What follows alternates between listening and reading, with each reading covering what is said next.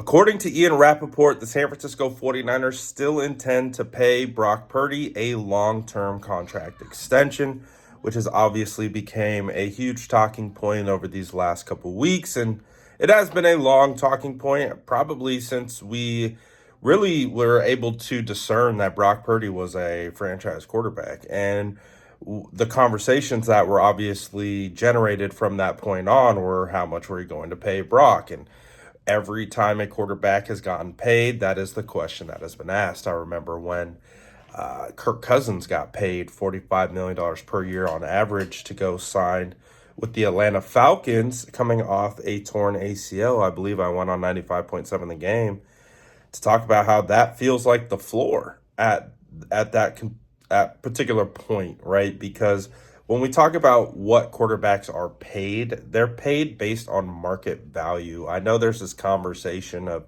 what they should or Brock should be getting paid and what we think he's worth, what he's not worth, all of those different types of things. At the end of the day, it's about stacking up the resume against others in the league and determining what the market rate is determined based on what they've been paid. So when you look across the league and you stack Brock Purdy's resume up against other quarterbacks' resume, he has a really good resume. So that is ultimately what's going to get him paid. Now, obviously, I think you have to take into consideration that he has had some injuries, and I'm sure you can have some language in the contracts to get that squared away. But, we can argue till we're blue in the face of what we think Brock should be paid.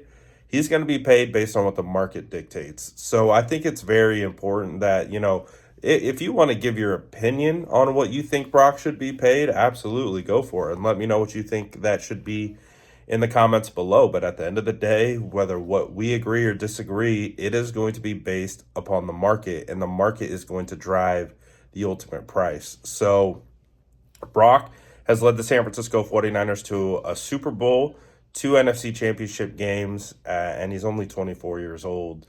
And it seems like even though this season hasn't been his best season, we have also seen some of his best ball this season. That's part of the interesting elements of this year is we have seen the best of Brock this season, and we also have seen not the best of Brock. So it's trying to identify how much of that is based on Brock Purdy playing without all the weapons, offensive line struggling all year, play calling, no complimentary football to be found. I mean, it is week 14. We have not seen the 49ers play complimentary football. That is a huge, huge element for both success on offense and defense. So, there's a lot of factors that go into it, but at the end of the day, Brock has proven he's a starting quarterback in this league. The San Francisco 49ers have been searching for a franchise quarterback since Jeff Garcia. I mean, they've landed on a couple, and they thought they may have had them, but they have all moved on from Alex Smith, moved on from Kaepernick, moved on from Jimmy Garoppolo. So what will the 49ers do? Will they, at least what Ian Rappaport is telling us is that they plan on extending him. They plan on giving him the contract in the offseason.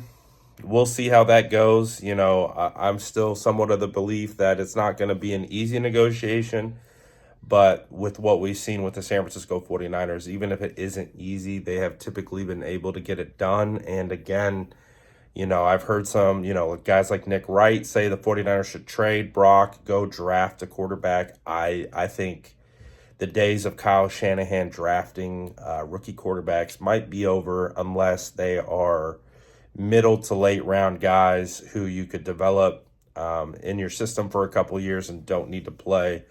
I just think that Kyle is so big on the details that you need a veteran guy, and thankfully Brock was like a veteran as a rookie, all things considered. So, I don't think that is a reasonable option, which means 49ers are having to pay a quarterback one way or the other. Might as well stick with a guy who your franchise, for the most part, loves and has brought a ton of success and been a part of a ton of success as well. So you guys let me know what you think about that in the comments below. And as always, make sure to like and subscribe for more updates.